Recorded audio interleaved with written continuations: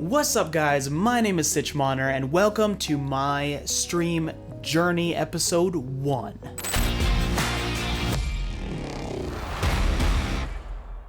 Now what I want to do with this series is to show you guys what I'm creating and kind of the steps I'm taking to improve my stream. I think it'd be a great learning opportunity for both streamers and just content creators in general. And I think there's a lot of value in seeing the back end of how people make things and the steps they're taking to improve their content. It'll also be something nice to look back on and see kind of the steps I've taken to get to the point that I'm at.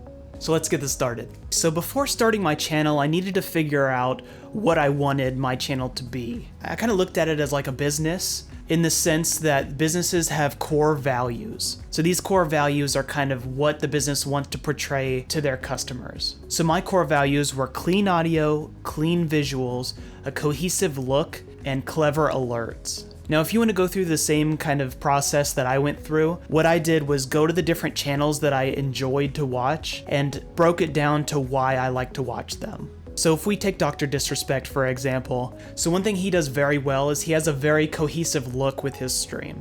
So everything looks like it belongs, everything is generalized around a certain theme that he's going for, which is his personal brand. And I feel like that's a very important thing when it comes to streaming, is to have your own personal brand and to have your own professional cohesive look. So those are kind of some of the things I took into consideration before even starting the channel or making anything. Okay, so I have my core values and now I need to figure out what name I'm going to use and what kind of theme I'm going for. So as you can see, I'm a little bit into guitar. So that's been a very important part of my life, and that's a theme I know pretty well, and that's a theme I'm kind of comfortable with. So I started looking at different guitar brands and amp brands just to see kind of what their style was and which style I kind of liked the best. And then the light bulb went off in my head. I looked over and saw my gorgeous Marshall amp, and I was like, you know what? I love the cursive, I love how clean it looks. I think that's what I'm gonna go for. So I decided to go with kind of a Marshall looking theme. So now I need the name. In a lot of the games I play, I use the name Mitch Connor because I love South Park so much. If you don't know, that's like Cartman's little hand that he used for the Jennifer Lopez episode. I am not Jennifer Lopez. I am Mitch Connor. Who's Mitch Connor? Now I knew that name would probably be taken on most streaming platforms, so I decided to switch the first 2 letters where it's Sitchmoner instead. And I had a whole bunch of other names that I kind of wanted to go with.